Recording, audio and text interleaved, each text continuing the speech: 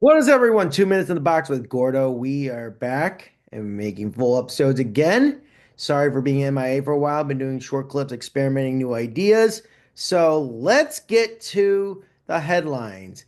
All right, let's get to the first topic of the day. Let's look back on a great Four Nations tournament. And I'll tell you, better than I thought. It beat out the expectations. It really beat up on the NBA. It beat up on the NFL. It beat up on spring training and Major League Baseball.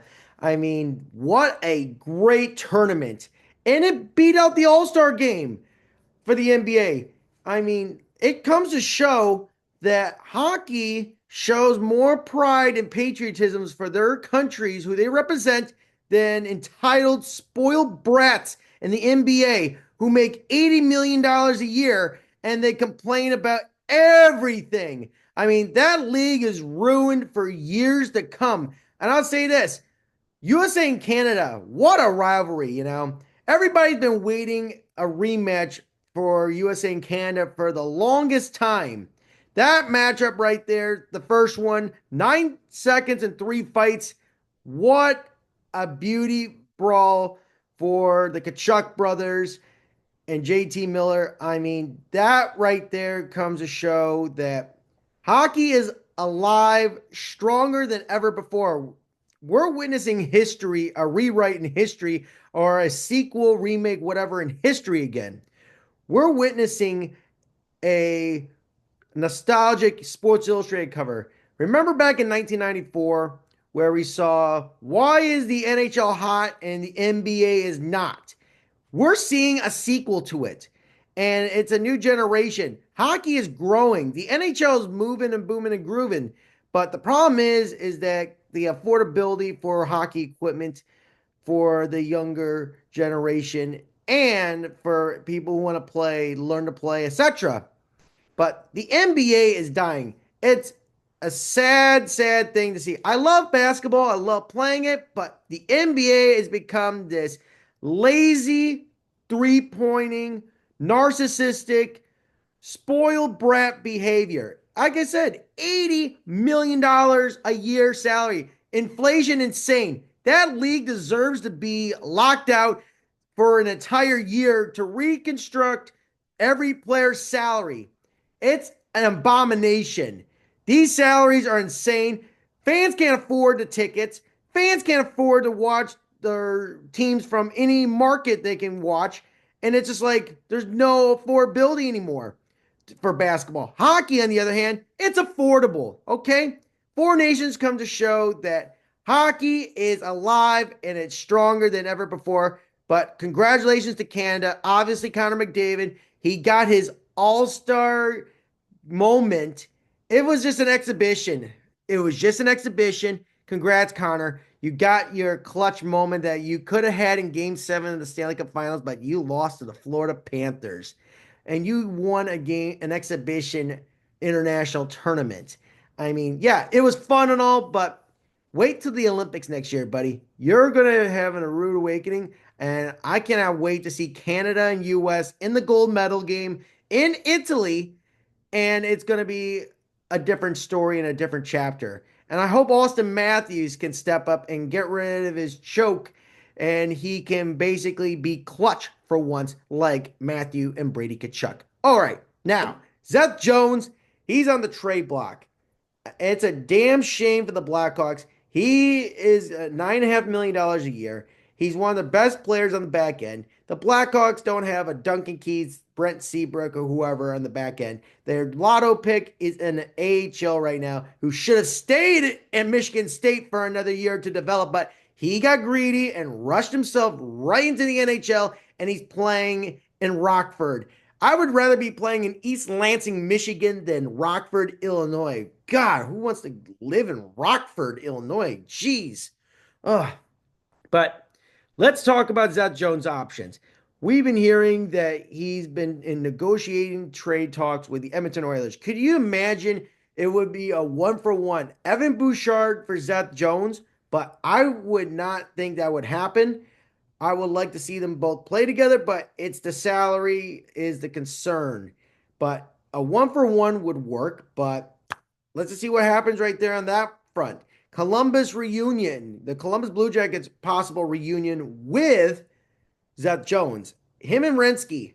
Think about why Seth Jones was a menace and a badass with the Blue Jackets.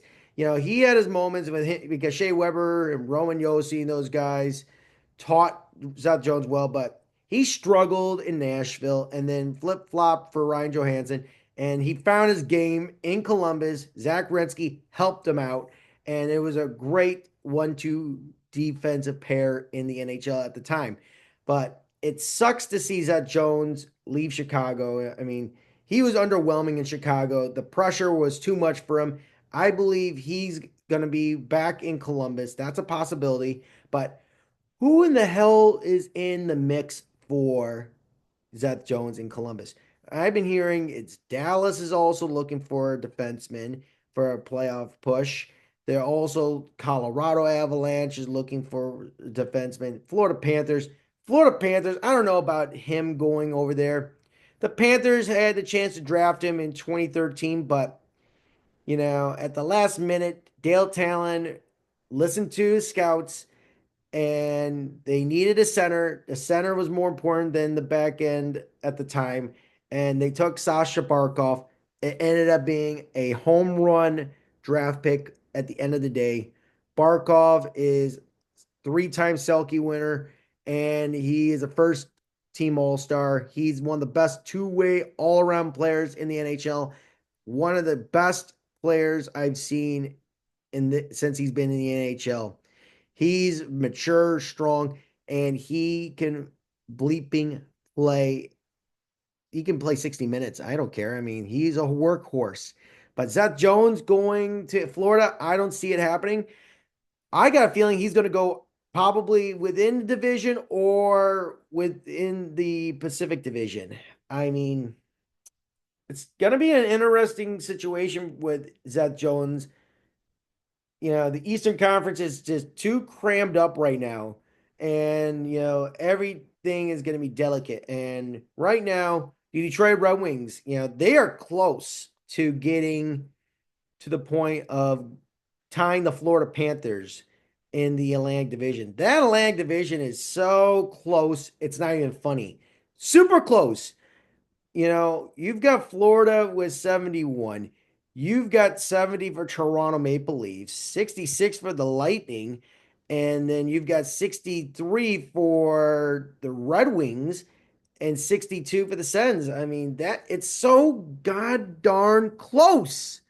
It is basically one of those things like it's just right to the finish, right to the finish. The Red Wings, they came up lucky. They should have won those two games in a row against Minnesota the other day and yesterday with Anaheim. They won the game in overtime, but they should have protected the lead better. They got to be buyers at the trade deadline. They got to make the playoffs for the first time since 2016. And it's a crucial situation. There are 20 something games left in the season. The Red Wings better keep that driver's seat hot because they are coming in on hot. And Tom McClellan has turned that Red Wing team around since he's taken the helm from who was his name? Oh yeah, Derek Lalonde. Yeah. I forgot that he coached in the NHL. He's a career assistant. Let's just go to the next topic right here.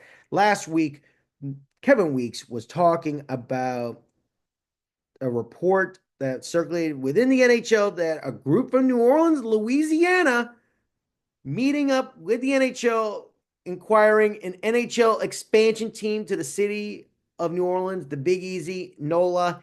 No way. I don't think it will ever happen. New Orleans had a hockey team at one time in their city's history.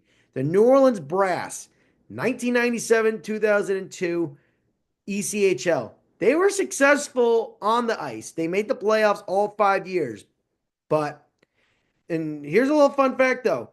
Before the NBA's Charlotte Hornets moving to New Orleans, becoming the New Orleans Pelicans, there was the Brass that played there from 1999 to 2002 at New Orleans Arena, the first original tenants in New Orleans Arena. And I'm going to be saying this, No way. The Pelicans, they barely have support in the attendance. Zion Williamson was supposed to be the face of the league, the guy who's going to be like, oh my goodness, he's going to be the next, Dominique and Charles Barkley. He's going to be the next Blake Griffin or whatever, the next superstar, LeBron. But inconsistency, injuries, and poor performance by the organization. And this team is on the verge of relocating, and they're on the bottom. And don't forget, they are in a very small TV market. Louisiana is a football country. Not even Pistol Pete Maravich could have saved the Jazz from New Orleans, and they ended up in Salt Lake City. No way. They did it once. It was a novelty act. No way. I believe New Orleans will get a hockey team eventually, not NHL, maybe in the American League if it's Houston or Atlanta's farm team, or most likely the ECHL. Yeah, that's where I'm going to draw the line right there. New Orleans is a NFL city, not an NBA, NHL, or MLB city. NFL, yeah. College football, yeah. NBA, NFL, NHL, and MLB, no. It's basically an NFL college football town, not NHL, not NBA, not Major League Baseball. Yeah. Now we've got Matthew Tkachuk possibly going to be on the long-term injury reserve list, and there's been mixed talks of him being either going to be coming back from this groin pull or it's going to be more serious than we all know what's going on. He was possibly hurt during the Four Nations Cup. This is one of the reasons why I was concerned about health of every player in the NHL. Matthew Tkachuk, to me, I believe he will be back, in the next 4 weeks. There's 8 weeks left into the NHL season. I believe Matthew Tkachuk will be missing 4 weeks. And he is one of the game changers and difference makers out there. There's a good chance that Brady Tkachuk could be back in the lineup, helping the Ottawa Senators get their playoff push right there soon. But Matthew Tkachuk, on the other hand, he will be back in the lineup 4 weeks from now. It's going to be a week-to-week situation. No surgery required. And if there is a surgery, the surgery will obviously happen in the off season. And this could definitely hurt the Panthers' momentum because they have the lead in the Atlantic Division, and it's a tight division in the Atlantic Division in the first place. And speaking of Tkachuk, Brady Tkachuk, who's also on the IR, did some autograph signings for Fan Fest for the Ottawa Senators. And Brady Tkachuk, he is a menace too. I mean, they're both lunatics, and Keith Tkachuk, the father, he built those boys into the best brother hockey combo I've ever seen. It's the Bash brothers mixed with the Bruise brothers. I mean, with goal scoring, playmaking, physicality. I mean, they've got all the tools in the package. Brady Tkachuk, there's a good chance and a possibility that he could be coming to South Florida in this offseason as well. Who could be in the trade talks? I don't know, but I would love to see it happen. But salary cap is going to be only going up to 7.5 million, $9 million. But gosh, I would love to see that happen, having both brothers play together and be on the same team. They're a tight-knit family, and you know, Ottawa is on that life support all or nothing. This is the window of opportunity. I don't know if it's gonna open next season, but they gotta make the playoffs. If they don't make the playoffs, Brady's gone, and you're going to see a massive package deal, just like what happened with Matthew going to Florida, sign and trade. But there's a good chance Brady comes to Florida next season if the Ottawa Senators miss the playoffs. I mean, there's a good chance. I mean, let's just put it this way. Theoretically, if Ottawa makes it, Brady stays and then wait until he becomes a UFA, then he joins his brother. but there is a good chance that he gets traded in the off season. All right, now let's talk about Trevor Zegras hit on Michael Rasmussen last night. Zegras, he's been struggling, and it baffles me and amazes me that a player in his caliber, don't you guys remember that he had like 60 something points, for two consecutive seasons? I mean, this kid had all the talent in the world. I spoke to someone within the organization last week and told me that they do not like Zegras' play. He's a typical spoiled millennial, like he was a lotto pick. He's not, a Pat Verbeek player or Greg Cronin type.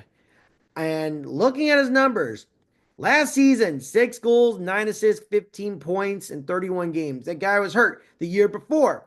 81 games, 23 goals, 42 assists, 65 points. And then his first full year in the NHL, 75 games, 23 goals, 38 assists, 61 points. This guy has got all the talent in the world, and he got too lethargically comfortable. And he's only got 16 points so far this season in 34 games.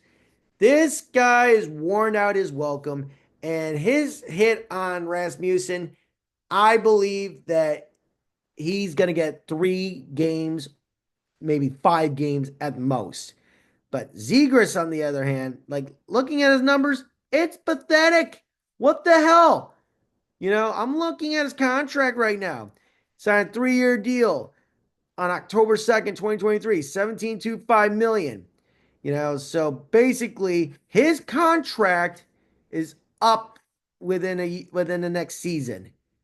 This kid is going to be traded. I mean, if he gets traded, I mean, to a market that can turn his career around would be great. But no, this guy is this guy's lazy. He needs to get his production back that helped him, made him into a star from 21 to 23. Get it together, Trev. You're going to get traded from the nice Orange County lifestyle to somewhere in the middle of America, and it's cold with seasons. Better wake up, buddy. Better wake up. Yeah. Now, we go over Thatcher Demko on the other hand. Thatcher Demko, the goaltender of the Vancouver Canucks, he's been out most of the season and he's been on the trade block. And, you know, that kid is going to be, he's really good goalie. I like his game a lot. He is like one of the best American born goalies in the NHL, and he's a California native. He was a second round pick in 2014. This guy is got the sky's the limit. Played well. Last year, he had 35 wins. It was a career year for him with 14 losses and 2 overtime losses. This guy was in the Vezina Trophy mix. This guy had everything. He's a two-time All-Star, second team All-Star last year. This guy is got everything. And if I were a team in the NHL right now, if I were a team in the NHL right now that needs a goalie, I would sacrifice and risk and gamble my earnings to get Thatcher Demko. This season, 17 games played with a record of 6-6-3, and he's been injured most of the season. And I like this guy a lot. All right, let's just say that this guy is going to be going to another team this offseason. He doesn't want to play in Canada.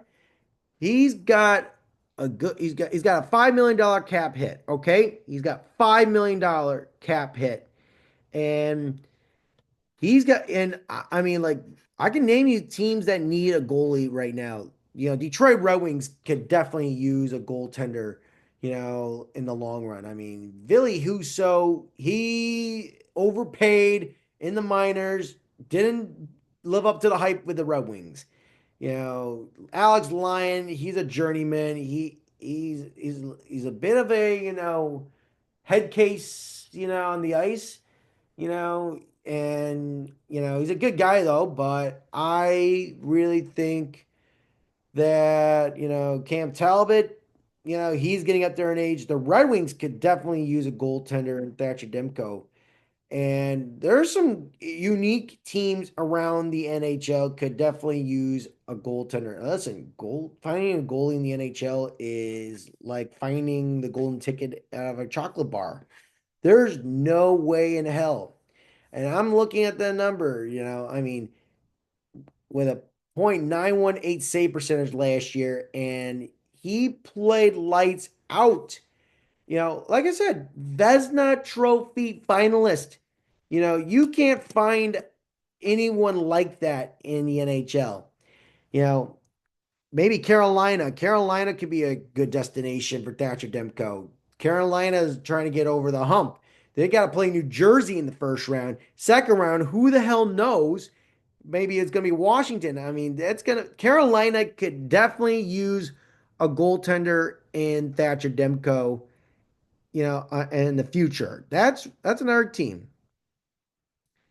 And let's just say this. Carolina and Detroit would be a perfect marriage for Thatcher Demko. The return, on the other hand, for Vancouver, they got to figure out we got to get some draft picks, prospects, and some players. We can retain their salary and all, just to make sure that we got a compromisable deal from a certain team in the NHL. You got to make sure that you've got something good in return. Think about it. Remember when the Canucks got Roberto Longo and they traded Bertuzzi and Alex Auld, one of the worst trades ever, and it sent the Panthers back more and made it worse. And you've got to make sure saying this, everybody knows the goaltending position is the biggest anchor, and he's the one who controls the flow of the game. He keeps you in the games and he helps you win the game. You got to have a goaltender.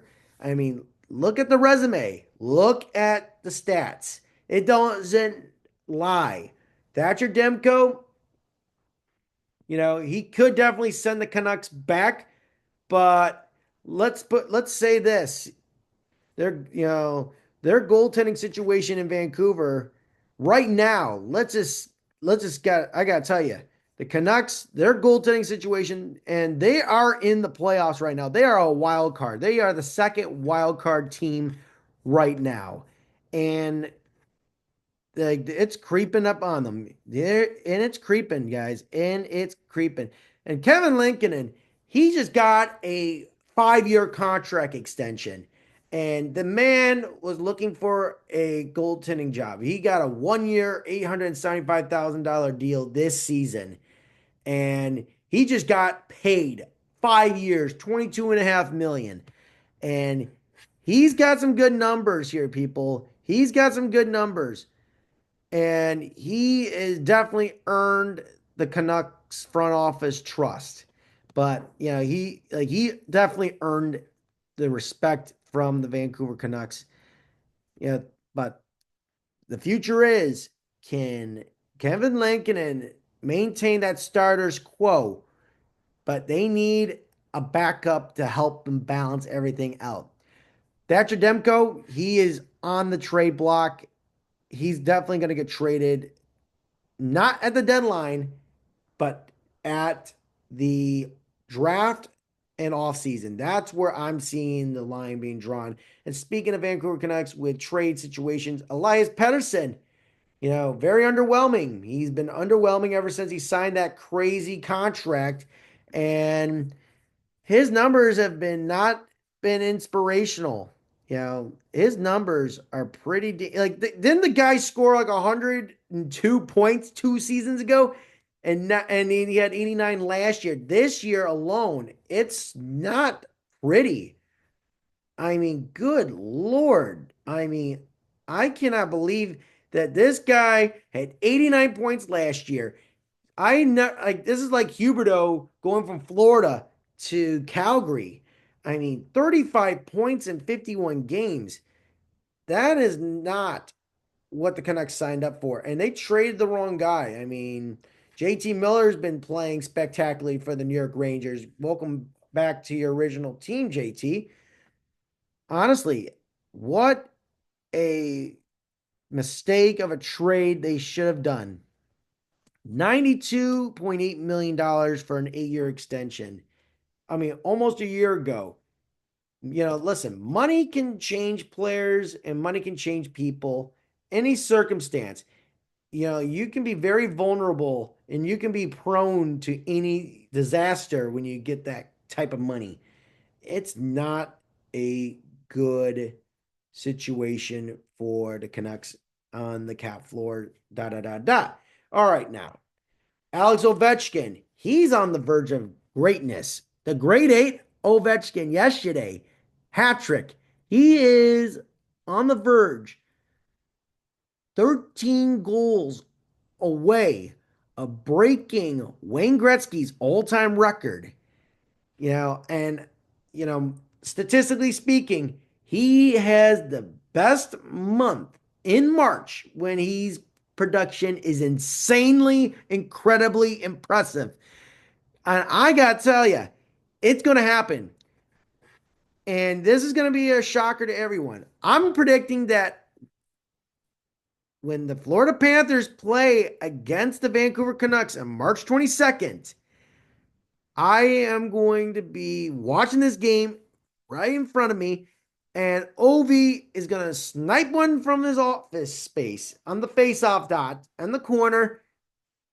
He breaks the record right in front of me, and I'm going to be like, wow.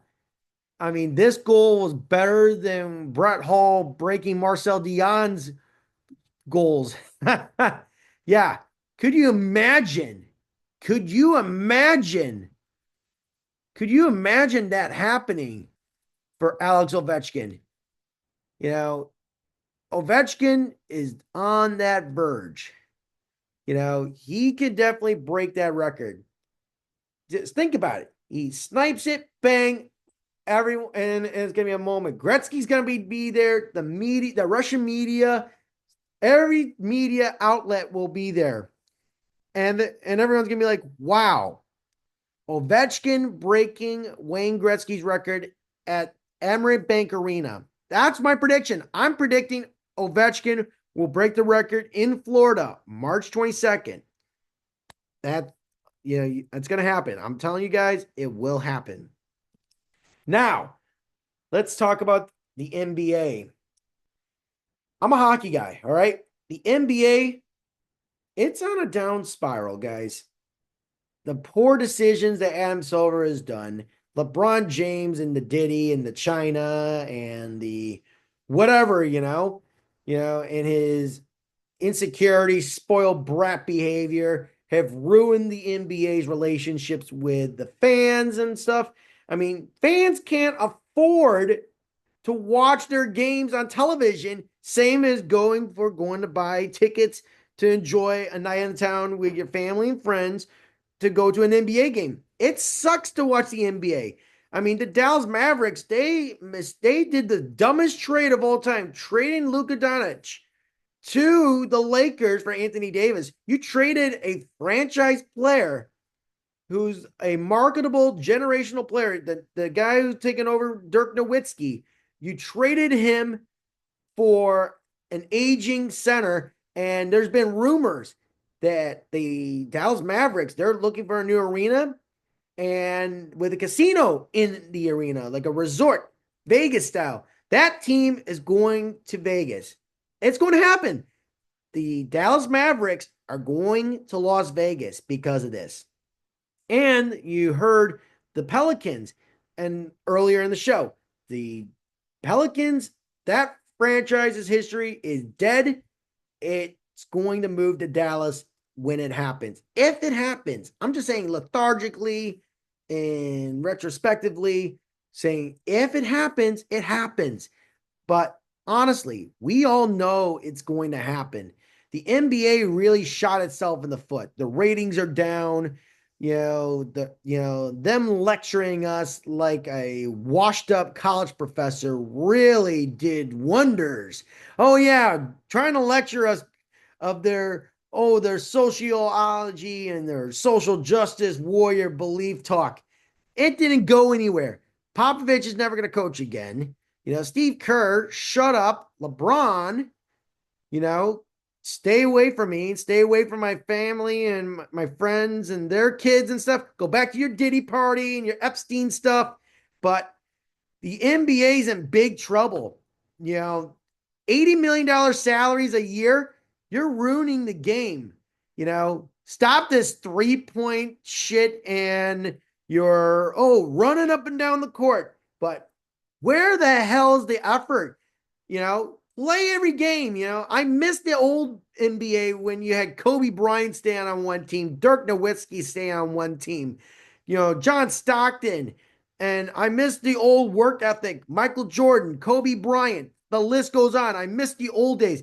Not this, I don't want to play because of, rest. I got to do this. I got to do that. I'll say this, Adam Silver and LeBron, you know, not a match made in heaven. Worst product right now. The NBA is a dying league. They take the $3 billion from ESPN, and ESPN is basically burning that money. And they could be better than investing in a different product. They'd be investing in, the NHL and the NCAA hockey and lacrosse. But you invest $3 billion on a crap woke crybaby product. The NBA is a dying league. It doesn't have any soul or creativity anymore. It's just 3-pointers and running. That's it. There's no highlight reel dunks anymore. The NBA is a dead man walking. The NBA is a dying league. It's sad. NBA was fun back in the day, but now it's just like, ew, gross. Basketball, I haven't watched an NBA game in months. The NBA is just a bunch of crybabies that make $80 million a year and they complain about, oh, management load, blah, blah, blah. Play through it. Who cares? The NBA, that's why the NBA is dying. Nobody wants to watch that crap anymore. The NBA is DEAD, dead. All right. This has been 2 Minutes in the Box with Gordo. We'll be back here tomorrow giving you an update on the standings and the games from last night and the latest news in the NHL. Hope you guys have a great day and God bless you all.